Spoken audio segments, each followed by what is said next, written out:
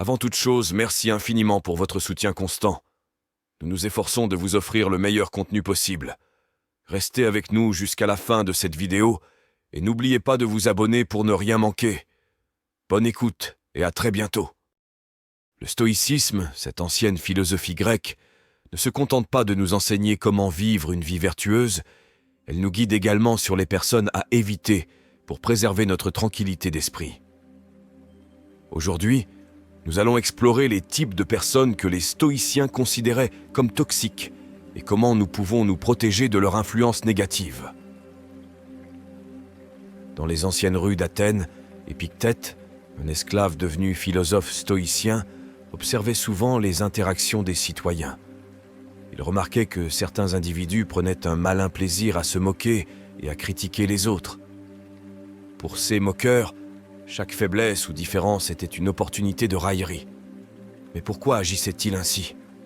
Épictète, dans ses enseignements, suggérait que ces personnes cherchaient à compenser leurs propres insécurités. En rabattant les autres, ils se sentaient temporairement supérieurs, échappant à leurs propres démons intérieurs. Mais cette sensation était éphémère, car elle ne venait pas d'une véritable estime de soi, mais d'une comparaison constante avec les autres. Marc Aurèle, empereur romain et stoïcien dévoué, a également été témoin de ces comportements au sein de la cour impériale. Dans son journal intime, qu'il n'avait jamais eu l'intention de publier, il écrivait sur l'importance de ne pas se laisser influencer par ces moqueurs. Il se rappelait constamment que la valeur d'une personne ne dépendait pas de l'opinion des autres, mais de sa propre intégrité et de ses actions vertueuses. Il est raconté qu'un jour, un homme s'est moqué de Sénèque, un autre grand stoïcien, pour sa richesse et son statut, l'accusant d'être un hypocrite. Au lieu de se défendre avec colère, Sénèque a simplement répondu avec sagesse, montrant que les véritables stoïciens ne sont pas affectés par les critiques superficielles. En côtoyant de telles personnes moqueuses et critiqueuses, nous risquons non seulement de devenir comme elles, mais aussi de perdre notre propre estime de soi. Les stoïciens nous enseignent que notre valeur ne réside pas dans la manière dont les autres nous voient, mais dans la manière dont nous nous voyons nous-mêmes et dans la qualité de nos actions. Ainsi, face aux moqueurs et aux critiqueurs, rappelons-nous des leçons des grands stoïciens. Restons fidèles à nos principes, cultivons notre propre estime de soi et ne laissons pas les opinions superficielles des autres définir notre valeur. Comme le disait Marc Aurèle, ne laisse pas les opinions des autres perturber ta tranquillité d'esprit. Dans les marchés animés de Rome, où les biens et les richesses étaient échangés avec ferveur, Sénèque marchait souvent, observant les visages des gens. Il voyait des hommes et des femmes, les yeux brillants d'envie, toujours à la recherche du prochain objet de désir, de la prochaine acquisition. Pourtant, malgré leur possession croissante, un sentiment de vide persistait en eux. Sénèque les décrivait comme des personnes emprisonnées par leurs propres désirs, toujours à la poursuite de quelque chose de plus grand, de meilleur, mais jamais vraiment heureuse. Pour lui, cette quête perpétuelle était une malédiction, car elle éloignait l'individu de la véritable essence de la vie. Marc Aurèle, dans ses méditations solitaires loin des fastes de la cour, réfléchissait également à cette insatisfaction chronique. Il se rendait compte que l'Empire romain, avec toute sa grandeur, était rempli de personnes qui, malgré leur pouvoir et leur richesse, étaient toujours en quête de plus. Il écrivait que le bonheur ne se trouve pas dans la possession, mais dans l'acceptation et la gratitude pour ceux que l'on a. Épictète, avec sa sagesse pratique, conseillait à ses étudiants de se concentrer sur leurs besoins essentiels et de ne pas se laisser emporter par les désirs superflus.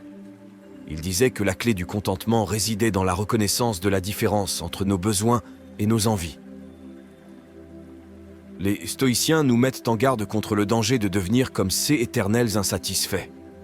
En cédant à cette insatisfaction constante, nous risquons de nous perdre dans une spirale de désirs insatiables, nous éloignant de la simplicité et de la gratitude. Il nous rappelle que le véritable contentement ne vient pas de l'acquisition de biens matériels, mais de la compréhension et de l'appréciation de ceux que nous avons déjà. Ainsi, face à la tentation de toujours vouloir plus, souvenons-nous des enseignements stoïciens. Cherchons le contentement dans la simplicité, cultivons la gratitude et reconnaissons la richesse de l'instant présent. Aristote nous rappelle que, la richesse consiste bien plus en usage qu'en possession. Les stoïciens, dans leurs interactions quotidiennes, étaient souvent confrontés à des individus rusés et calculateurs. Ces manipulateurs, armés de charme et de fausses flatteries, avaient une capacité étonnante à tirer les ficelles dans l'ombre, souvent au détriment des autres. Leur objectif principal était d'obtenir ce qu'ils voulaient, qu'il s'agisse de pouvoir, de richesse ou d'attention, sans égard pour ceux qu'ils pouvaient blesser en cours de route. Sénèque, dans Ès et Lettres, évoquait souvent l'importance de l'intégrité et de la sincérité. Pour lui, les manipulateurs étaient des exemples vivants de c'est eux qui arrivent lorsque l'on se détache des valeurs fondamentales de la vérité et de la justice. Il croyait que ces individus, malgré leur succès apparent, étaient en réalité profondément malheureux, car ils étaient coupés de la véritable connexion humaine. Marc Aurèle, bien qu'empereur et souvent entouré de conseillers aux intentions diverses, prenait l'importance de l'intégrité personnelle. Dans ses méditations, il réfléchissait souvent à la nature éphémère de la vie et à l'importance de vivre selon des principes vertueux. Pour lui, la sincérité et l'honnêteté étaient des piliers sur lesquels construire une vie digne. Transposons cela à notre époque contemporaine. Imaginez un jeune cadre dans une grande entreprise. Il est souvent confronté à des collègues qui utilisent la manipulation pour gravir les échelons. Au début, il est tenté de jouer le même jeu, pensant que c'est le seul moyen de réussir. Mais un jour, il tombe sur les enseignements stoïciens et réalise qu'il y a une autre voie. Inspiré par les stoïciens, il choisit de se démarquer en agissant avec intégrité et sincérité, même si cela signifie parfois nager à contre-courant. Avec le temps, il gagne le respect de ses pairs et supérieurs non pas parce qu'elle joue à des jeux de pouvoir, mais parce qu'elle est authentique et digne de confiance. Il devient un exemple vivant de la manière dont les enseignements stoïciens peuvent être appliqués dans le monde moderne, prouvant que l'intégrité et la sincérité sont des valeurs intemporelles qui transcendent les époques. Pour se protéger des manipulateurs, il est essentiel de renforcer notre confiance en nous et notre capacité à établir des limites claires.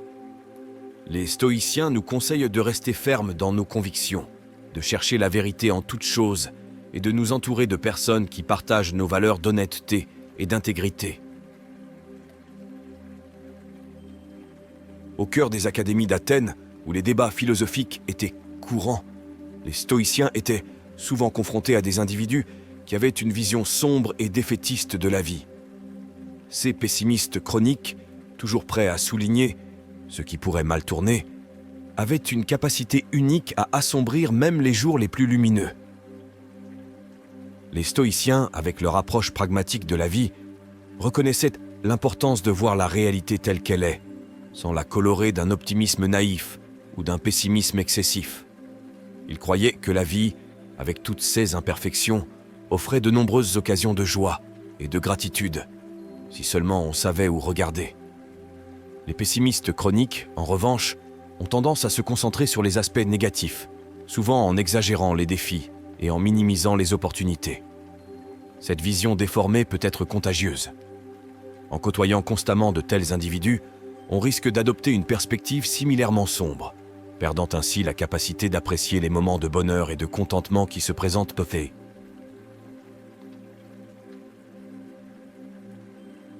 Nous, dans notre monde moderne, où les informations négatives sont souvent amplifiées et où les défis semblent omniprésents, il est facile de tomber dans le piège du pessimisme. Cependant, il est essentiel de se rappeler que la vie est un mélange de haut et de bas. En choisissant de se concentrer sur le positif, tout en reconnaissant et en affrontant les défis, nous pouvons trouver un équilibre et vivre une vie plus épanouissante. Les stoïciens nous offrent une boussole pour naviguer dans ce paysage complexe.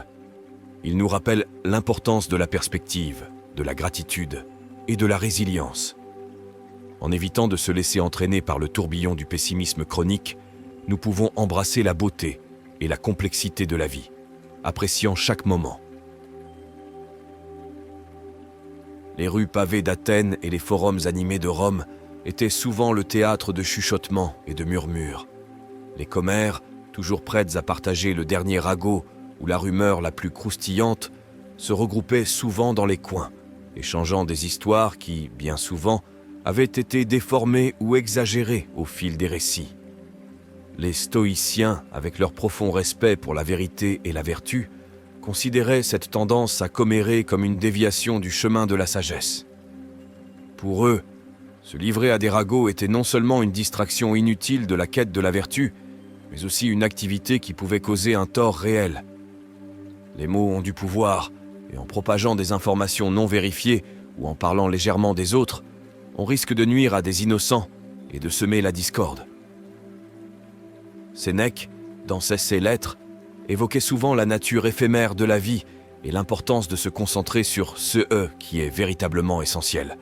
Pour lui, se perdre dans les méandres des ragots était une perte de temps précieux, un temps qui pourrait être mieux utilisé pour la réflexion personnelle et la croissance spirituelle. Pour éviter de se laisser emporter par les commères, il est essentiel de pratiquer le discernement. Les stoïciens, avec leur accent sur la vérité et l'intégrité, nous encouragent à questionner ce que nous entendons et à chercher la vérité par nous-mêmes. En évitant de participer activement au ragot et en choisissant de s'entourer de personnes qui valorisent la sincérité et la transparence, nous pouvons créer un environnement plus sain et plus authentique pour nous-mêmes. Dans les amphithéâtres d'Athènes, où les débats philosophiques étaient courants, les stoïciens étaient souvent confrontés à des individus qui semblaient briller d'une lumière un peu trop éclatante. Ces narcissiques, toujours désireux d'être au centre de l'attention, avaient une préoccupation presque obsessionnelle pour leur propre image. Leur soif d'admiration les poussait souvent à négliger les besoins et les sentiments des autres, les considérant comme de simples figurants dans le drame de leur propre vie. Épictète, avec sa sagesse pragmatique, mettait en garde contre les dangers de l'auto-absorption. Il croyait fermement que chaque individu avait une valeur intrinsèque et que personne ne devait être relégué au second plan. Pour lui, le narcissisme était une déviation de la véritable nature humaine, qui est fondamentalement sociale et communautaire. Dans notre monde contemporain, où les réseaux sociaux offrent une plateforme pour l'autopromotion constante, les enseignements stoïciens sur l'humilité et la connexion humaine sont plus pertinents que jamais. Les dangers du narcissisme ne se limitent pas à l'individu lui-même, mais s'étendent à ceux qui l'entourent, créant des relations déséquilibrées et superficielles. Pour éviter de se laisser entraîner dans le tourbillon des narcissiques, il est essentiel de développer une solide estime de soi. Les stoïciens nous conseillent de chercher la validation intérieure plutôt que l'approbation extérieure. En cultivant notre propre sens de la valeur, nous devenons moins susceptibles d'être manipulés par ceux qui cherchent constamment l'admiration. De plus, il est crucial d'établir des limites claires avec les narcissiques et de s'entourer de personnes qui nous valorisent pour ce que nous sommes et non pour ce que nous pouvons leur apporter. Les stoïciens nous rappellent que la véritable estime de soi ne provient pas des éloges extérieurs, mais de la connaissance de soi et de la poursuite de la vertu.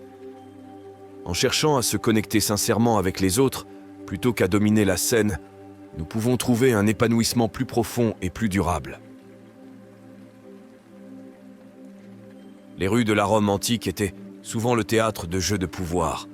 Parmi ceux qui cherchaient à dominer, on trouvait les contrôleurs, des individus qui ressentaient le besoin impérieux de diriger chaque aspect de leur environnement, y compris les personnes qui les entouraient.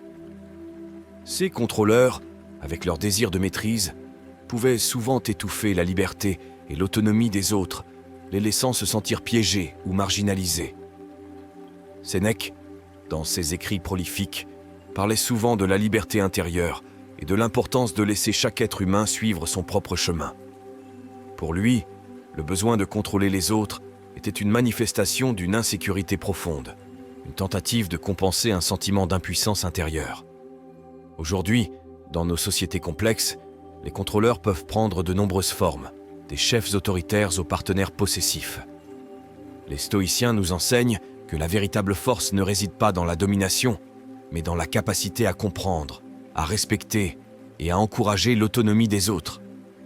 Les stoïciens nous rappellent que le contrôle extérieur est éphémère et illusoire.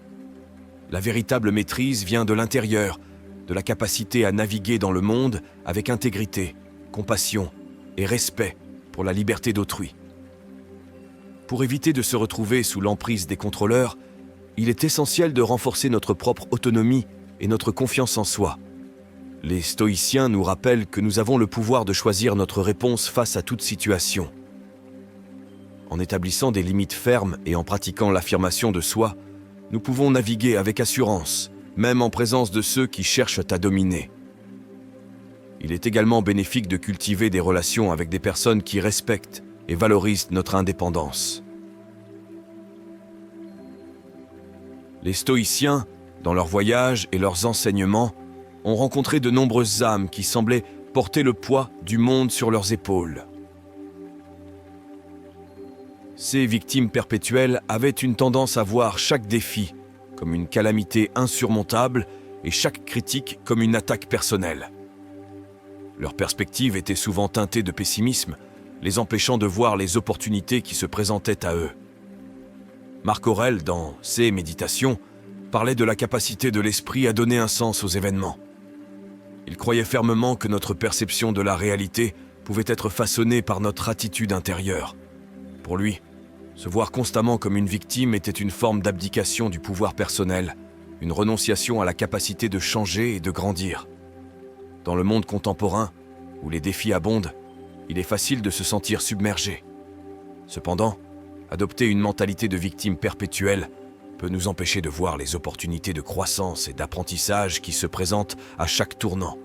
Pour éviter de tomber dans le piège des victimes perpétuelles, il est essentiel de cultiver une attitude de gratitude et de résilience.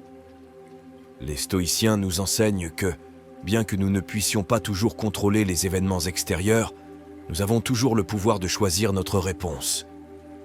En se concentrant sur ce « eux » qui est en notre pouvoir et en cherchant activement les leçons dans chaque défi, nous pouvons éviter de devenir des victimes de nos circonstances.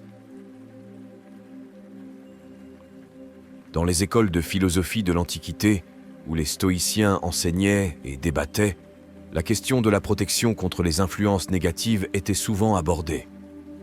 Vivre une vie vertueuse au milieu des distractions et des tentations nécessitait une stratégie claire. Premièrement, les stoïciens soulignaient l'importance de renforcer le caractère. Tout comme un forgeron travaille le métal pour le rendre plus résistant, nous devons travailler sur nous-mêmes, affinant nos convictions et renforçant notre résilience face aux influences extérieures. Cela implique une discipline personnelle, une introspection régulière et une détermination à agir avec intégrité, même lorsque cela est difficile. La réflexion quotidienne est un autre outil puissant recommandé par les stoïciens. En prenant le temps chaque jour de méditer sur nos actions, nos motivations et nos interactions, nous pouvons identifier les domaines où nous sommes vulnérables à la manipulation ou à l'influence négative. Cette pratique nous permet de rester ancrés, de reconnaître quand nous dévions de notre chemin et de faire les ajustements nécessaires. Enfin, l'importance de s'entourer de personnes vertueuses ne peut être sous-estimée. Les stoïciens croyaient que nous sommes en grande partie le produit de notre environnement. En choisissant délibérément de passer du temps avec des personnes qui partagent nos valeurs et qui nous élèvent, nous créons un rempart contre les influences toxiques. Ces relations nourrissantes agissent comme un bouclier, nous protégeant tout en nous encourageant à grandir et à nous épanouir. Dans notre monde contemporain, où les distractions et les influences négatives abondent, ces conseils stoïciens sont d'une pertinence cruciale. En cultivant activement notre caractère, en pratiquant la réflexion et en choisissant judicieusement nos compagnons, nous pouvons naviguer avec confiance, sachant que nous sommes bien équipés pour repousser les personnes et les comportements toxiques qui pourraient chercher à nous détourner de notre véritable chemin.